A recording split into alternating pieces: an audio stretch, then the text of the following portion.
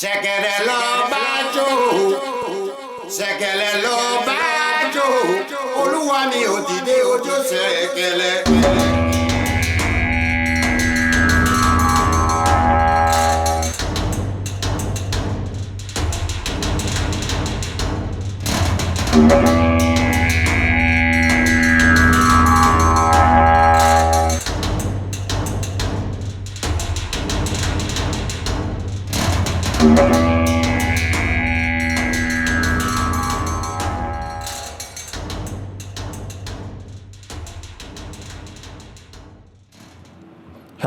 Hello, and welcome to the Ashen Forge. I am Phantom X, joined as always by Diggs and the legendary Neurotoxin. Hello, gentlemen. How are you? Hello. Doing good. Great. Doing good. 61 episodes, and I don't think we've ever had one to specifically talk about lore as sort of a primary discussion, I guess. Am I wrong in that? I'd have to go back through and see the actual subjects of everything we've talked about, because there's probably something that's been like a mostly lore episode. But yeah, I get what you're saying. It dawned on me as we're going live that, hey, I don't know that we've ever had a specific, we've talked about lore, but like a show kind of focused around it. Nothing too specific. I actually just wanted to kind of go with either what are some of your big interest points, what are your curiosities kind of at this, at this stage of what we know, things that you're like, hey, I want to know more, or hey, that makes no sense. And I don't really care who begins. All right. So the thing that kind of got me on all of this, and we can just keep working literally backwards from here, I think is what's going to occur, is the... I was trying to figure out exactly when and where and why and how, like the timeline and the mechanistic reasons for the divergence of the four main playable races that were escaped away to Sanctus and then brought back. It appeared that 25 years before the fall, there were still the four major empires. There is no detail within that stating that there was any division, that there were two separate peoples being represented by the empire. Then the fall happens. By each four, right? Yeah, each of the Ayla, the Dunzenkel, the Kaivek, and the Pyrians. Mm-hmm. And then Sanctus happens, and then, there's a big old question mark, and then not Prophet. And then we have the divergent races. Now, there's a couple of things that I'm thinking about with it. One is, or three things are kind of the main things I'm thinking about. One of them is that within the different parent races, there already was that division, but they still acknowledged being a part of the parent race rather than separating their own identities in full or something before the fall. That seems a little, shaky based on what we've seen so far. The second would be some sort of divergent evolution. I think about just a very recent thing in the news that after 15 years of begging and pleading, some scientists got access to some lunar soil and were able to grow some plants in it. And they were darker and smaller and weaker than the plants would normally be in Earth soil.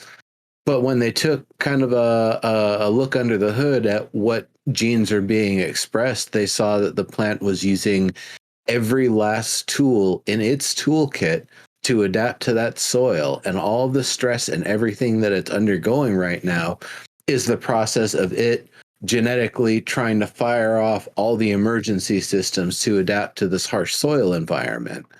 So I think about maybe a similar sort of thing where some parts of the parent races, the people were able to naturally adapt with an environment without magic. Perhaps they were people that were not in tune with magic, innate to magic initially. Not everybody's a magic user, you know. And it could likely be then, if that was the case, people who do have some innate attunement to magic or some like familial history that, you know, somehow they're able to kind of do the thing a little bit more acutely than somebody who wouldn't have had that sort of familial history, then maybe those are the people that slowly diverge. And I mean slowly as a silly term here, actually. Rapidly, super rapidly, like to change and have two completely different types of people from one people over 1,000 years. Either that's some like real nasty, harsh eugenic stuff that was going on, or there is just some stressor that physically forced them apart based on their, you know, bodily and magic attuned differences from one another. I suppose the third one, then, because I promised three, is that those differences already existed before they went in, and we saw them manifest while it was in there. That there was already a difference between the Kalar and the Veilun that you couldn't necessarily notice in Vera before, but then when being exposed to Sanctus, those divisions became so incredibly acute that one just went one way and one just went the other way. So, you know, all of those things are kind of weird because, you know, convergent evolution is often what we think about, not divergent evolution. And so having them split like that, convergent evolution where So multiple why would things. it not be? It would be divergent evolution. Why would divergent evolution? Oh no, I'm saying I don't know why they would be experiencing divergent evolution when it'd be more of the thing where I would imagine they would become more the same while they're in Sanctus, because they're all spreading out on a new world, right? So there's going to be very different environments there, right? I mean, if they only Yeah. But that's those are kind of the three thoughts I had. Either way, we don't know when the split happened, if it happened at the same time for all the races, if it happened differently, if there were other variants and offshoots that maybe didn't make it out of Sanctus, or maybe didn't even make it into Sanctus to begin with, and only like two types of each got to get in. So the original lore is that we just have the four. So I think three of the gods made essentially children or whatever. They're created. They're mortal worshippers, and then one of those was the Toren, and the Toren later split into Alar and Pyrian. So it was just four that left. The four major races is what they call them. Those are the ones that left Vera and went to Sanctus because of the apocalypse. And then each of those split into, at the time of the Kickstarter, it was almost cultural differences versus what we're seeing now. Right now, we see very different versions of Pyre and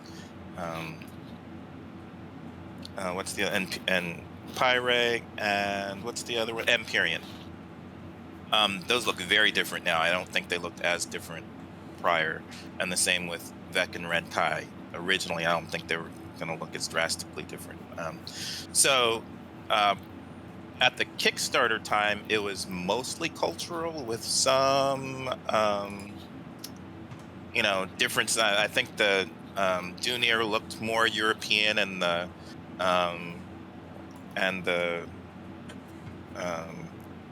Nakua looked more Polynesian, and that was the major difference in appearance. But now we've seen that they've split in appearance even more, and the Nakua kind of look more like halflings almost, and the Dunir looked like the short, stout, round dwarves. The Warcraft Lord of the Rings dwarves. Well, yeah. I mean, I think even the Lord of the Rings movie dwarves have quite a bit of variety in there too. But um, so yeah, the idea was that they evolved somewhat differently, and especially their cultures evolved differently. But now it seems like they've evolved drastically, um, and how you get Pyre with branchlers is in a world with no magic is kind of interesting. Um, what could have happened, I suppose, and I don't know what they're going to actually do with the lore. I think we need to hear how the lore has evolved now that we have the Vec and the Renkai looking so different, and the Pyre and the Pyrian looking so different. I think that is a question. Like, so if we think of the Toren, and I think Phantom may have been asking, how did they, when did they split or whatever? It seems like, or maybe that was you asking, Neuro. Oh yeah, that was going to be the next one. That was what I was saying about working backwards because it was Phantom. Yeah, it was Phantom who was saying, but because the Toren apparently appeared to be what we would call half elves, and then they split into humans and elves. And that's the other one where it's like, was that divergent evolution, or was it just that humans and elves existed and maybe commingled under King, was that Arthrax? Yeah, not Anthrax. Atrax. It's ATHRAX, so I just see Anthrax without the N. I'm sorry, like. Lore's going to have to work on that one if they don't want it to look like Anthrax. King Anthrax, great. Sounds like a hell of a guy. He was the one ruling the Empire. There's no way anything bad could happen. I bet he played a fiddle while it burned too. Yeah, I think they were half elves, because that's the description that they have. So they're if we looked at them, if we D&D players looked at them, we would be thinking of them as half elves. And they diverged into humans and elves. But something's not right there. The term or something's off, but go ahead. Well, but it's just a placeholder term for us to understand what their appearance is like. It's I don't know. Like, the other way I think about it is going from the original race to pointies and roundies. That is, pointed ears and rounded ears. Or some other, like... What's really their anatomic difference between the Empyreans and the Kalar, other than like some ears and maybe like a little bit of the build of the body and anatomy? Well, and then it might be magic. So what I'm thinking, because this is a world of high magic where gods are actually involved, it could be that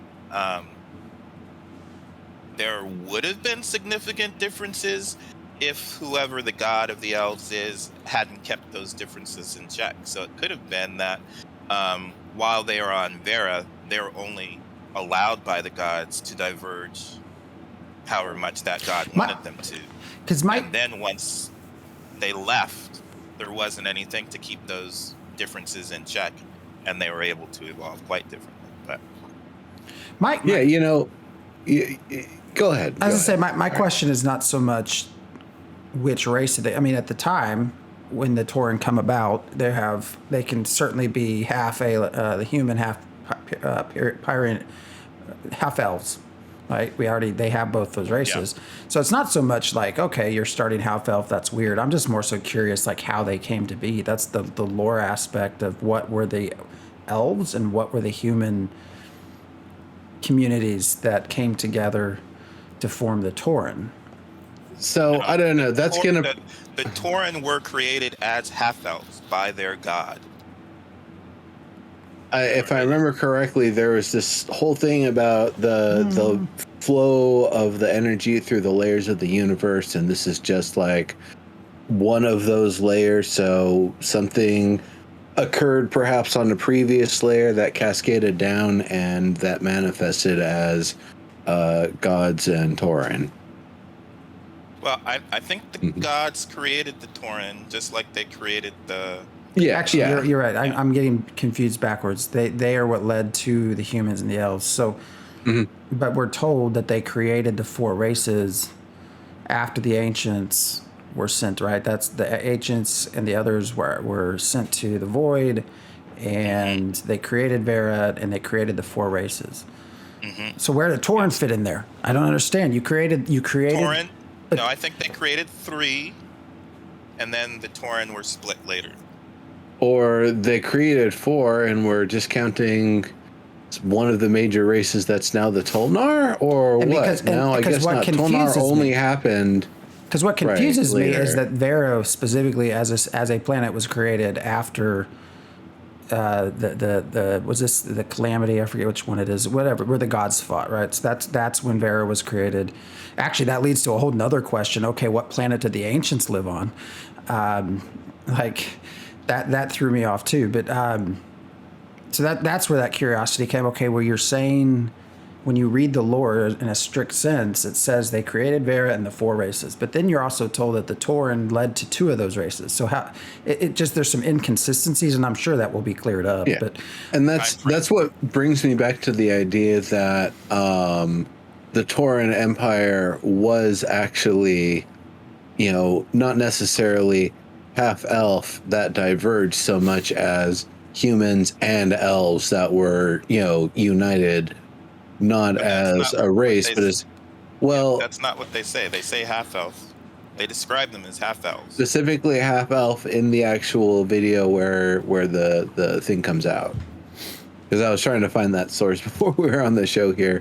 I guess the other thing that I'm thinking about, obviously with gods and fantasy and stuff, you can really do whatever you want. So the other thing I was thinking, did the gods simply reshape the people that they favored in their own likeness? Are the way they look because the god they chose to worship while in Sanctus kind of applied their influence to them? Or I don't think that can be, because the gods aren't there. The gods are on Vera, and Sanctus has no magic, so I don't think that can be the case. So yeah, okay. So then that it doesn't really make sense then that Sanctus would be the place where that divergence would happen, or again, there would have to be some explanation for it. At this point, it's very strange that they diverge that drastically. The Vec and the Pyre. That's strange. So. And I again say 1,000 years is not long enough for these sorts of differences. Is it only 1,000 years, or is it thousands of years? Yeah. Yeah. Yeah.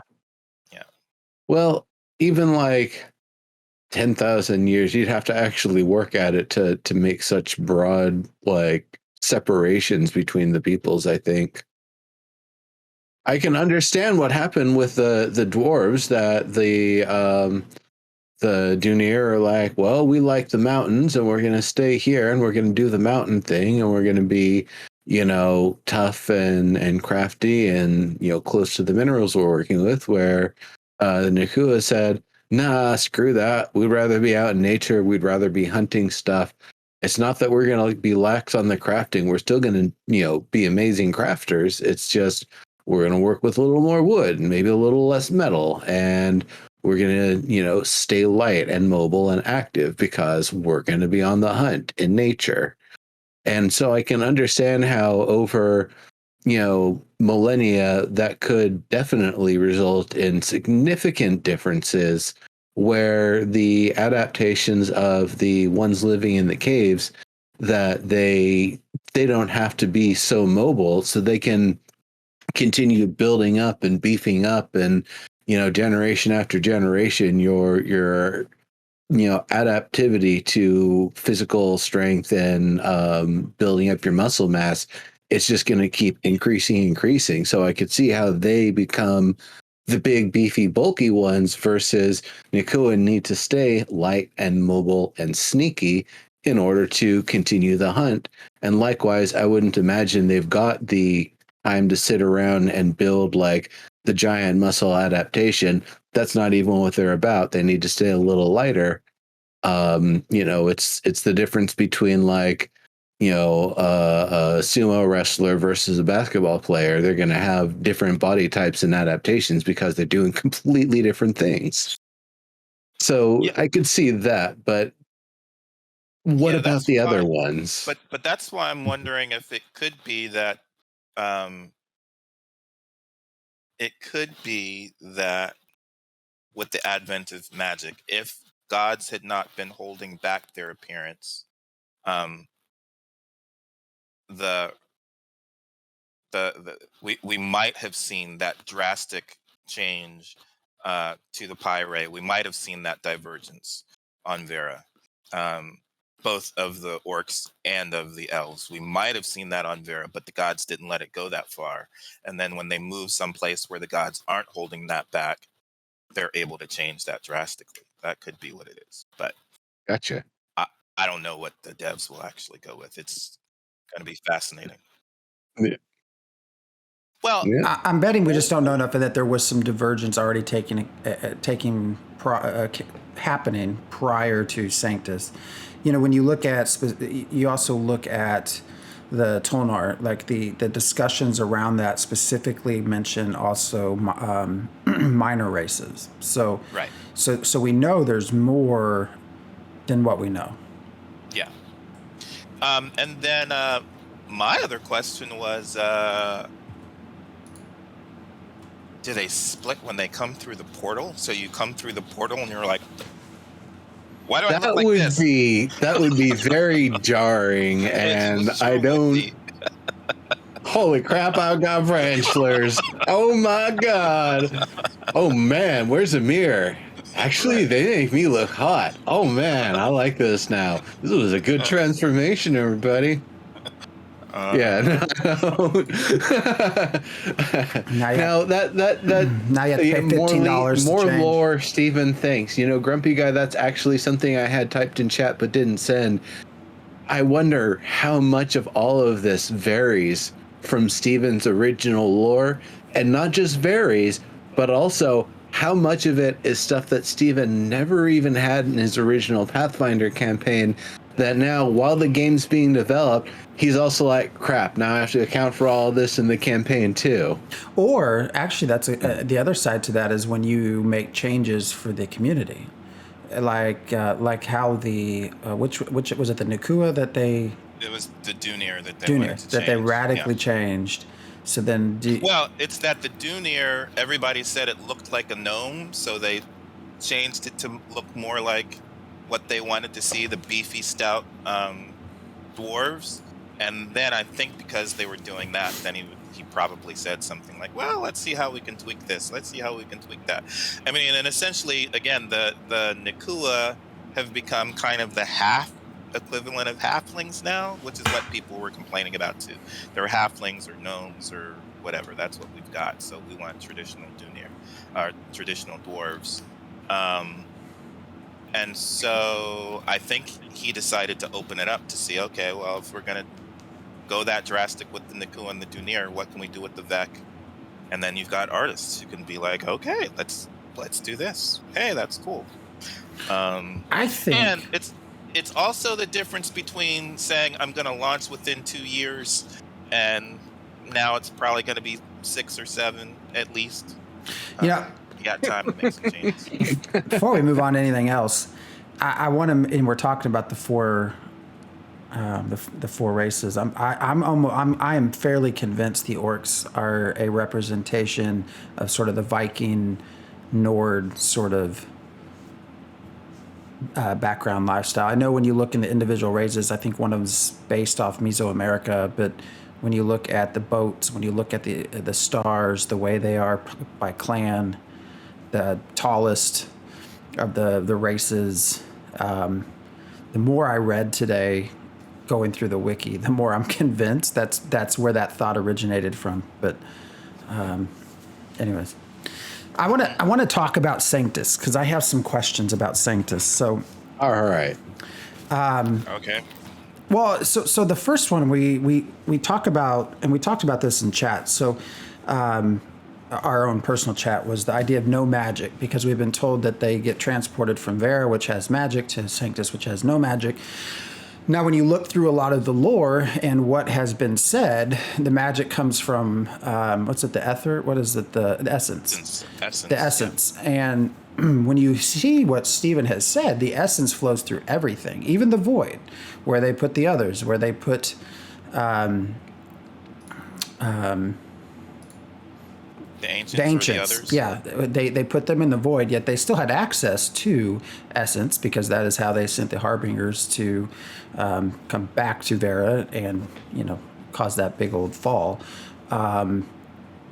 So why? And it says it flows like a river. It's just the different levels have different amounts of essence. So how do you have an area created in this world that has none? That doesn't seem to connect with, especially when you start talking about souls and souls as an avenue for essence transference and things like that. That part I don't feel like I understand very well, is how none exists there.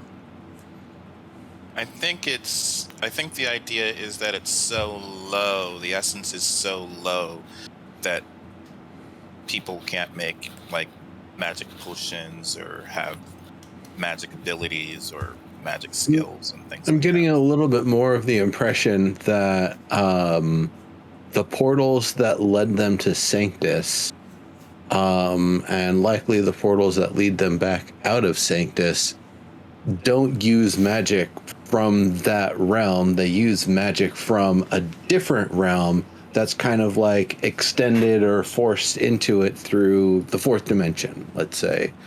And so it is a dimension without magic. However, something like a god that's multidimensional can, poke a little magic straw into it and, put people through back and forth. So I would imagine that's part of, how they maybe got there and got back. Other than that, they say it even towards the top of the wiki, they had to rediscover technology because so much of their current technology was based on magic. So they had to figure out how to interact with the world. Thousands and thousands of years go by, a long dark age passes. So it wasn't just a millennia. It's a lot of them. Yeah, I'm just still trying to reconcile the idea that essence is everywhere to the idea that, well, now it's not in one spot.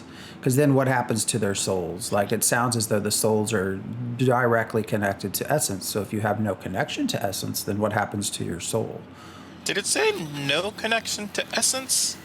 I think it has no. Well, they magic. say no magic. Magic Yeah, is a No representation magic, of but it essence. doesn't say. But it's a representation of magic is essence, right? It's the manipulation of essence. I think you have to have enough essence to be able to manipulate it to create what we would call magic. Meaning, And I'm not like there's one right answer. There's this sort of but that's- inconsistency that I'd like to know more about. yeah, but I'm saying I think it's not that there's no essence. I think you have to have enough essence to be able to wield magic, and there's not enough essence on Sanctus to wield magic, or for magic to what we think of as magic to manifest. Okay, I can accept that. That's different than none. That's minimal. Well, no, but- it's no magic, which is different still than no essence, because you have to have enough essence to get where you can have magic. So they aren't synonymous terms. Or they just lost any ability to know. Well, no, because there's some stories, and they say the other thing is they get transferred and just lose all knowledge of how to manipulate it. But that's not the case, because there's some lore that they've already published of the sort of transition to Sanctus and what was remembered from the past and what wasn't. The other thing I'm curious. Conduits of channeled essence will transport us across the cosmos and return us to Vera. Which I want to get back to that too. I have a curiosity question with that too. But for Sanctus, like, I also want to know what we've been in this. Our characters have been in this environment for a millennia. Like, who knows how many countless years. Why all of a sudden? What made us decide to go back to Vera? Like, what prodded them to send everyone through this portal? Like, how does that make sense? Like, how are you going to convince me? Like, what happened? Because There was an apocalypse.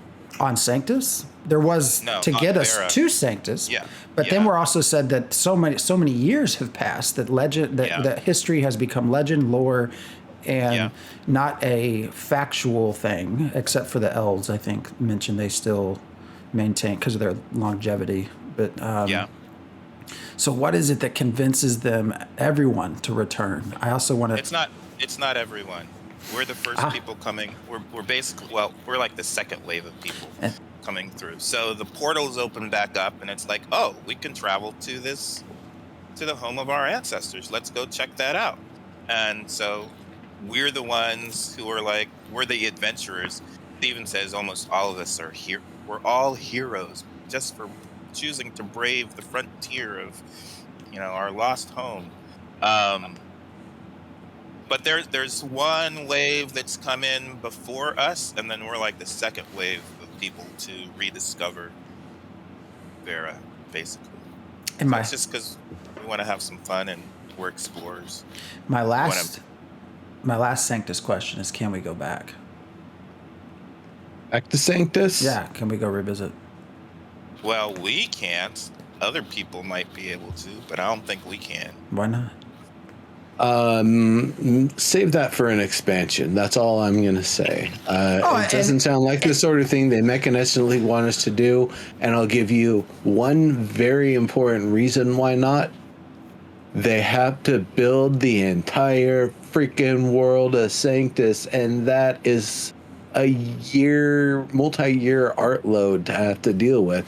So no, it would be a hard thing to do to just be like, all right, here's Sanctus now, so you can go back and check it out. They said that there's going to be flashbacks to the past. We might get glimpses of Sanctus, but I don't think we're getting the whole world. I mean, So a completely different form of gameplay, because there's no magic there. So what is it?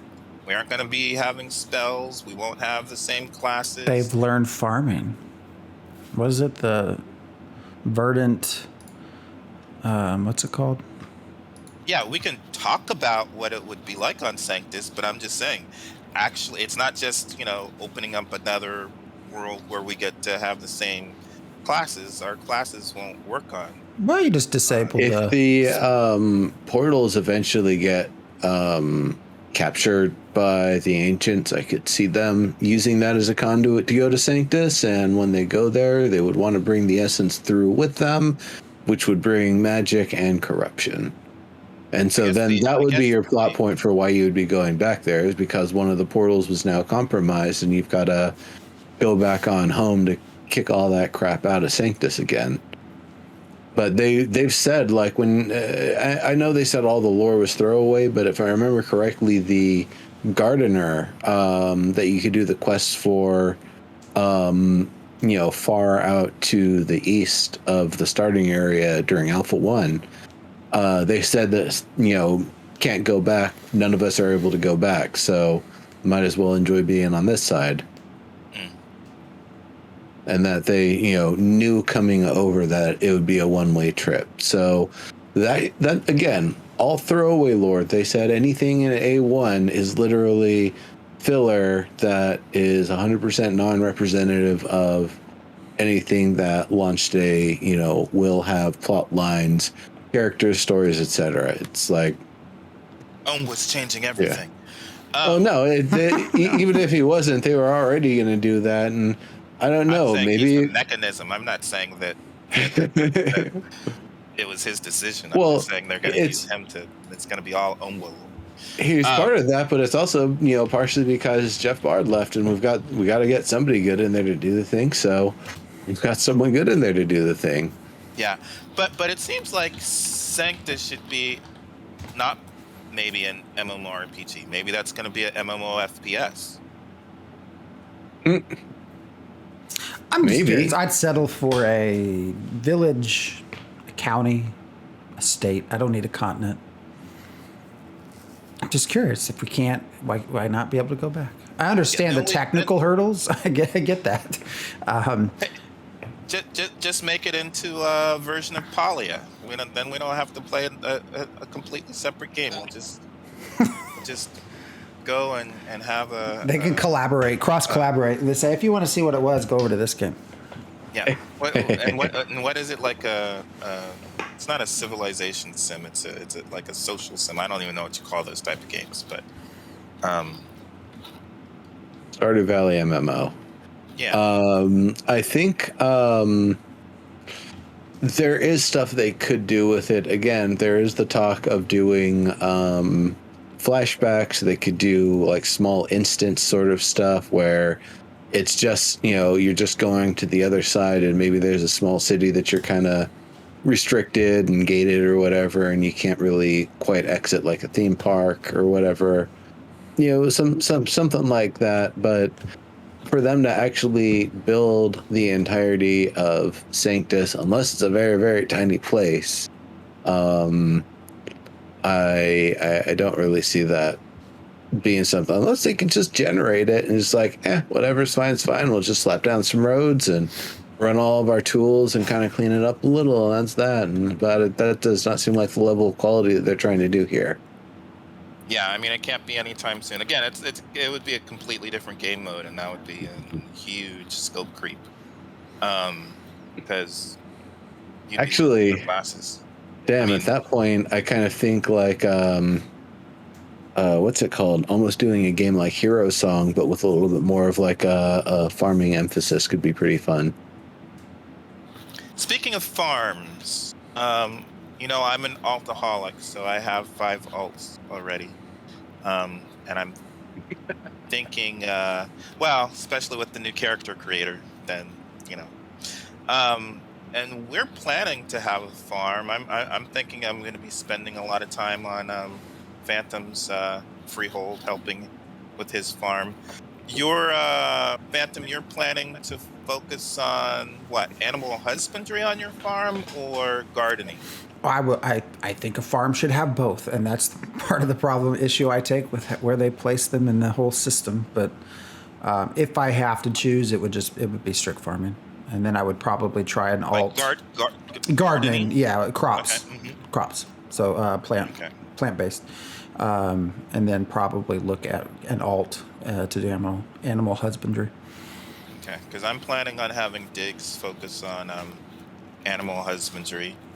So I think what I have so far, I have 1 on animal husbandry. I have 1 plants and kind of potions. I have 1 that's going to be a cook. And I forget what the other 2 off the top of my head are. But then what were you thinking of? Or had you been thinking, Neuro? Or trade skills and craft skills? Yeah. That comes down to 2 things. If ammo is a separate item from the ranged weapons, I'm making the best arrows in the game. Otherwise, I'm making the best bows in the game. And by best, I mean my crafting focus is going to be towards fighting the corrupted, because they're the actual enemy. If you're fighting anyone else, you're just a dick. Yeah, I mean, you gotta hunt things. I get that, and like, there's gonna be bandits, but by and large, like, all of the intelligent people, the players, if we're actually just focused on the corruption, that's that's gonna be an interesting sort of thing. So that's kind of the focus. Gonna go hunt the bad guys. You gonna use a bow? Hey yo, I got what you want. A bounty hunter with bows. So I was weaponsmith, maybe is what you're thinking. Okay. Well, yeah, it'd be that specificity though is like really what I'm looking at. So I've got a soul weaver. I've got a Vex soul weaver is one of my alts. So I was thinking cloth and tailor would be weaving would be good for a soul weaver. And then I want my Nakua. I don't even know if this is going to be in there, but I'd like my Nakua to be a runesmith. If that's a possibility, or enchanter. Well, we'll see what they do with that sort of stuff. If you just craft stuff and it's got all the enchantments and stuff from the crafting process, or if there's a an aftermarket modding sort of scene. Yeah, because I was thinking, I would expect Dunir to be blacksmiths is what we often associate it with that type of dwarf. Mm-hmm. And then I was thinking maybe runes could be the way the Nikua split off on that, but I don't know if the devs will actually go that way. Runic, But- totemic, I could see. Well, both of them in Sanctus had to learn manual technology, and they got real good at it, whichever ones that either of them specialized in. So I would imagine Nikua are probably more likely to be making large wooden structures, boats, Yeah. a lot more of the wood heavy sort of weapons. Not that they wouldn't use metal, not like they can't work with metal. They're dwarves. Of course they know how to do that. Maybe not be to the same specificity as their brethren in the caves, but it could also be to a different purpose. If you're just making a bunch of 3-bladed throwing knives that no matter how you throw it, it's going to stick if it hits. You just need heavy iron for that. It doesn't even need to be steel. Well, it would be super cool too if we have an artisan class that does tattoos. Yeah. Well, the salons are supposed to be a part of that, but I don't know how much players get involved with that, and if that's the sort of thing that would be a nice sort of thing that as a player, as you go and as you collect and stuff and do the thing, you're able to get specific tattoos and patterns and things that other people maybe didn't get. And so if you want to get the phoenix with the anime stars coming off of it, you got to go to that person because they're the only one around who knows how to do it. Well, they have cosmetic tattoos, but there's also tattoos that adjust stats. So that's what I'm thinking of. Magical tattoos that can be applied to adjust stats. So that's what I'm thinking of, the magical tattoos. So we'll see. I'm curious, tying all that into sort of the lore. As you mentioned, we in Sanctus lost all knowledge of sort of the magic ancient ways. So we come back to Vera with these very basic tools, and I'm curious how the reintroduction of improvement comes along, whether that's, it's just right, it's there, like it's the only thing that your gatekeep it by is your level, I guess, your sort of level in crafting, or whether there's an actual exploration, discovery process that you might have a server that exists for a month or two before a certain type of crop is found, or a certain new animal is created, or new way, new branding of tattoo is developed. I don't know. I'm wondering how that process gets introduced, given the lore of you're going back to this world with really no knowledge, or whether we meet the Tolnar and you're given a rush of information right away. That was definitely the thing that A1 always confused me with. Is Sanctus had no magic, and you come fresh out of the portal, and one of the first people you talk to asks, "Hey, what do you do?" And it's like, "Well, I'm good with the sword and shield," or "Why, I do magical blessings that I just instantly learn how to do," or "Hey, I'm a wizard. I just walked out of here and I'm wearing some robes," and it's like, I'm a wizard now. I wield it. I manifest it. And now I'm a wizard. So that's a great thing to think about. So for Alpha 1, they were just throwing stuff together to get something on. So that kind of makes sense. But yeah, I would hope that for as we're moving into Alpha 2, but definitely by launch, we have stuff that's more like hey, try this out, try this out, try this out. We typically choose our class, but maybe it's even just the way the quests go and the way the quests ask the question. But it fits well into the sort of traditional MMORPG leveling system, right? You start out, you can maybe swing a stick, you level up to 2, and all of a sudden you can fire a little bit of a fire blast. It kind of, the process makes sense, but I guess the question is more server-wide. How do you introduce all of these things rather than character individually? I think I know how I do it from a lore perspective. And you can call me a jerk or tell me this is totally cheesy, and I'm fine with that. You can even do that before I say it, knowing that it's going to be silly. Thank you. So it's in transit. You walk through the portal in Sanctus. It takes a year to go from point A to point B. Now, it isn't just this passive thing where you're just this ball of light traveling across the dimensions. No, you're introduced to, you get your whole introduction. You get to meet like the secretary of the transportation system, and they introduce you to the people that'll help you find, you go through your aptitude testing, you make sure your appearance is just how you want it.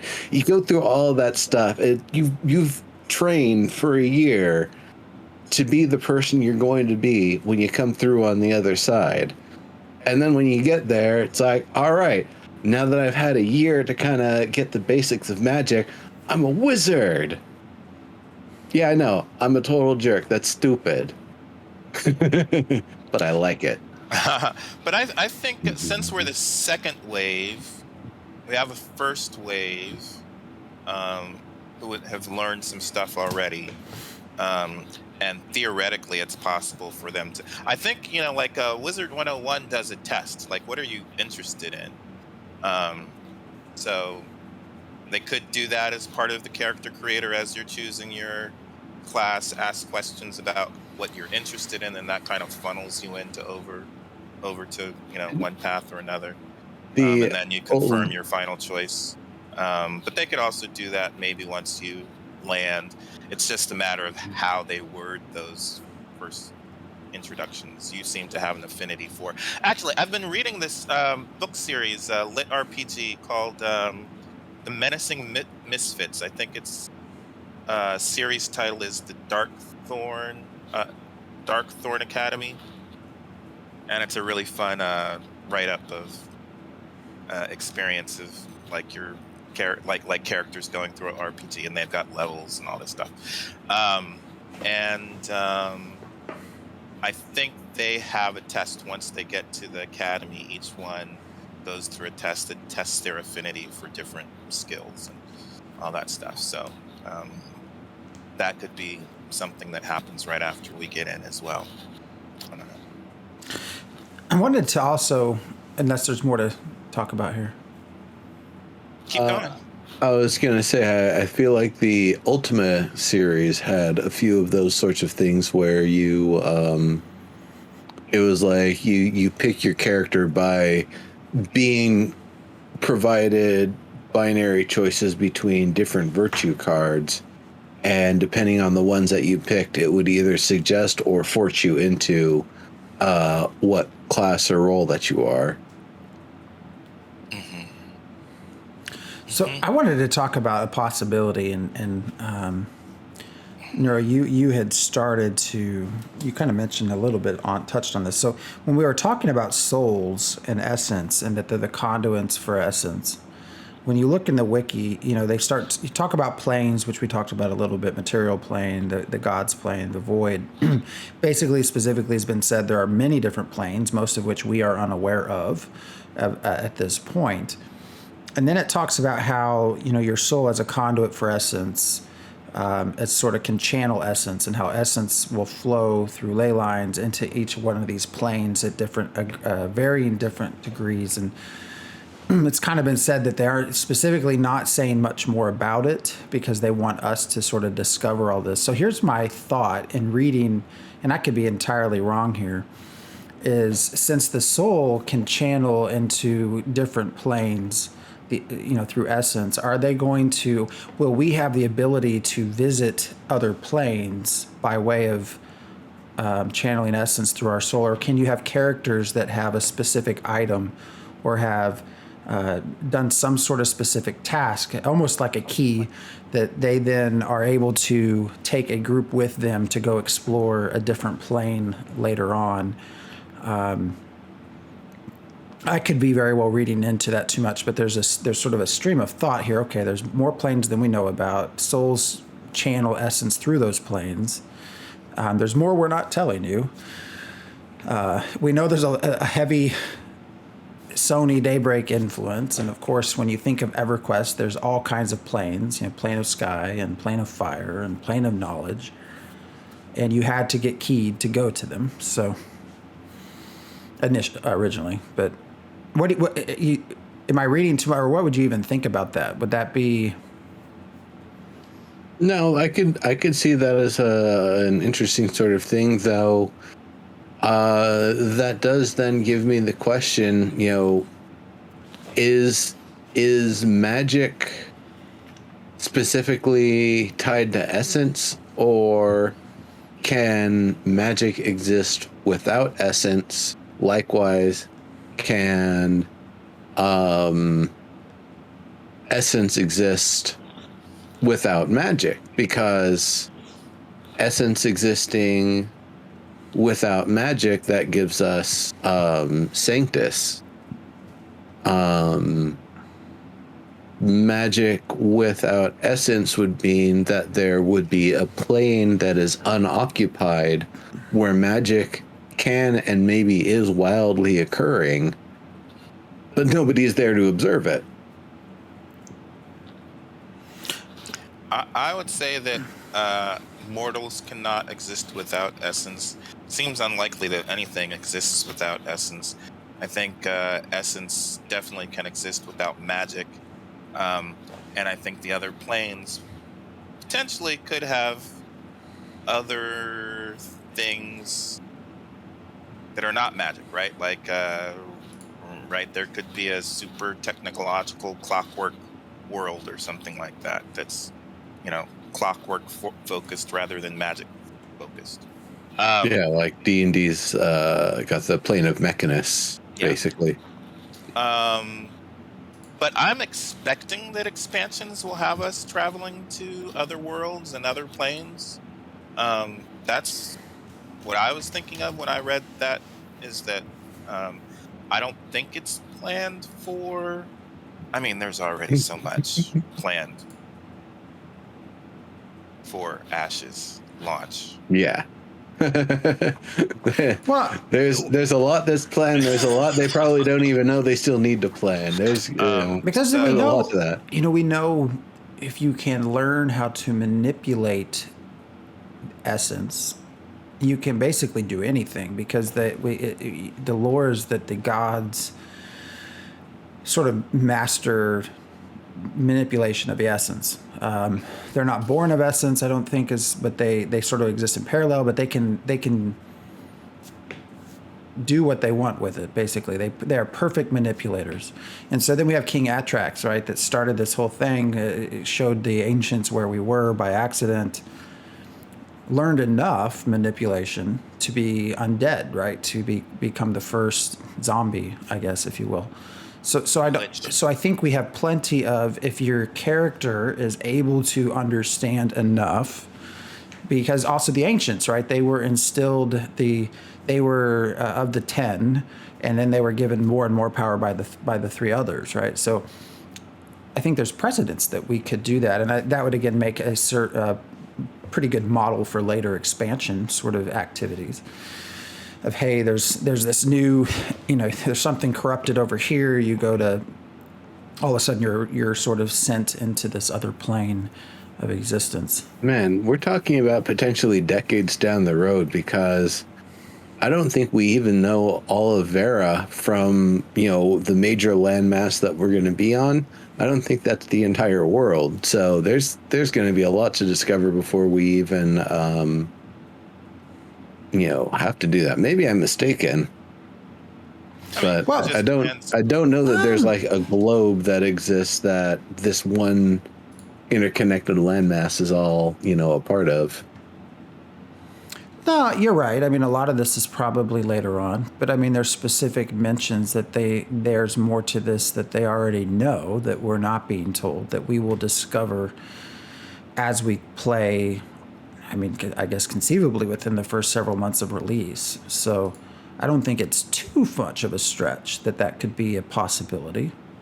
Yeah, we don't have to have explored all of the world before we start exploring other worlds. I mean, imagine, depends on, at what point do we get to visit the plane of the gods? Yeah. Or this is the plane they're on and they just hide out places. I mean, It is just Vera. that would be wonderful to be one of the few that does a quest line for the others. I'm not super keen on wanting to go the good route. Ever since Whatever good COE, I've sort of wanted to try this other avenue. So I'm down for, cough cough. Whoever writes quests for the others, that's what I'm going to be viewing. I would love for that to somehow be turned into, even if it's just an instance version of here's the plane of the gods for some reason. You're sent on a mission and you get a glimpse of it. Anyways. Yeah, I mean, again, there's this fascinating thing because I'm kind of hoping that there's not good and evil, and in some ways, Stephen has kind of downplayed good and evil.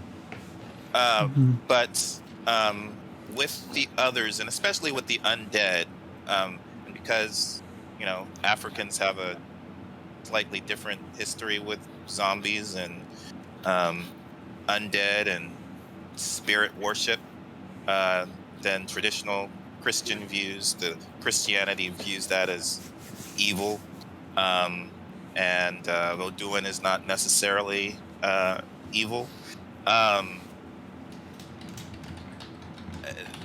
Why is it so bad to be undead?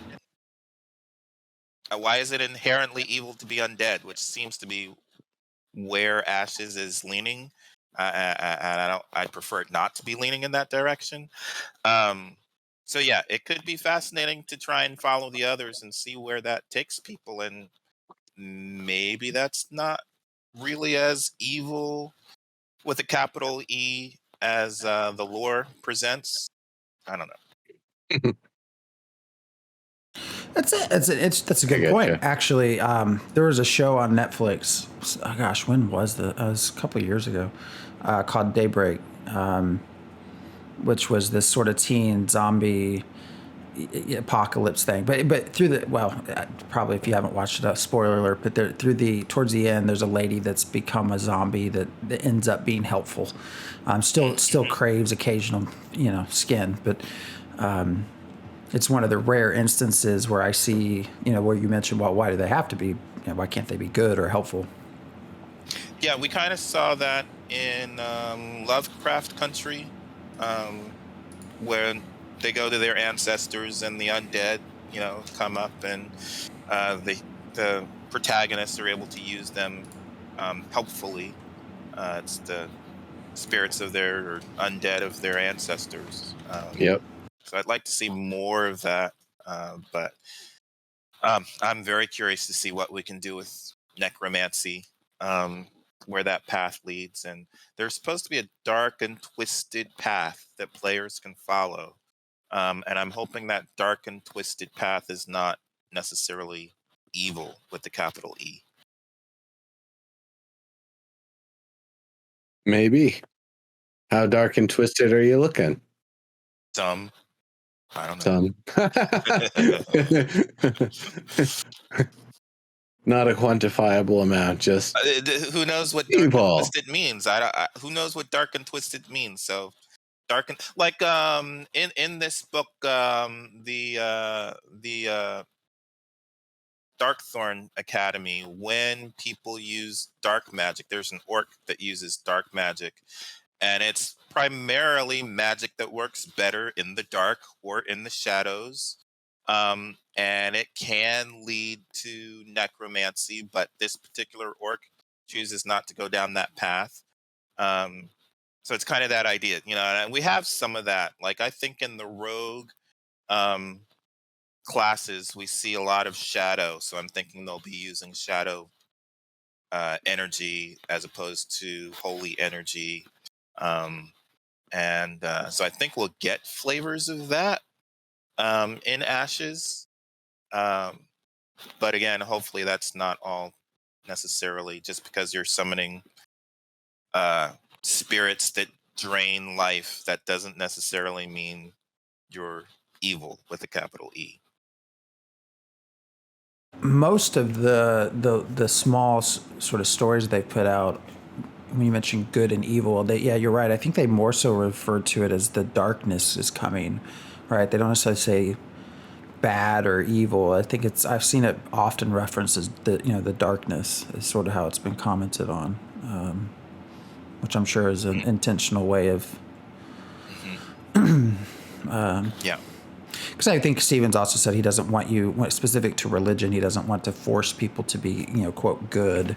Of course, my argument there is, okay, well, then you need to give us more options with interactions on the other. Well, but I mean, I also argue back at that a lawful good paladin is going to be the most evil person to anybody who is outside of his ideology. He to them is lawful evil. And so, there's always that like perspective on things especially when somebody's all righteous and their righteousness is misplaced. Yeah, it's funny because I think of myself as chaotic good, and I have for 20-something years. And when I can kind of get along with most people, except lawful people, like people who are very strict on order, despise me because I'm super chaotic. And actually, when quick story, when I was 18, a military recruiter had me come in, and I was thinking, oh, maybe this is an idea. I should maybe do this so that they'll pay for college and my parents won't have to. And when I put that pamphlet on my kitchen table, my dad said, "Are you crazy? You will either end up dead or in prison because you cannot follow orders." Like, yeah, you're right. I kind of do my own thing. What was I thinking about? There's something that you said that triggered something. What did you just say? What did Good you just evil versus evil versus not really evil. And lawful evil, chaotic. Yeah, there's something there, and I lost it. That's all right. This is probably about the time to be, losing thoughts and stuff. Mm-hmm. I'm glad we were able to kind of touch on some of this stuff. Maybe we'll get some more answers in the next one. Maybe it'll be the sort of thing that they really just don't reveal, or there's always that slim chance that they have some ideas, but they haven't even decided themselves yet. And all of those things are possibilities that are, totally fine. So we'll have to see what happens. I still what were you gonna say? I still want to know what planet the ancients were born on. It Right. clearly wasn't Vera. I find want to know if it still exists, and can we go visit it? Yeah. It is the planet of the anti-essence. We don't even know if it was in the material plane. Well, I'll say one thing that we do know is that the ancients, there are actually ancients, I think, who are controlling the castles when we first arrive, and we kick them out. We have to kick them out before we can gain access to the castles. So maybe somewhere within the castles is a portal that will lead us to where the ancients were born. Oh, see, Could he's catching on. We're deliberately baiting him.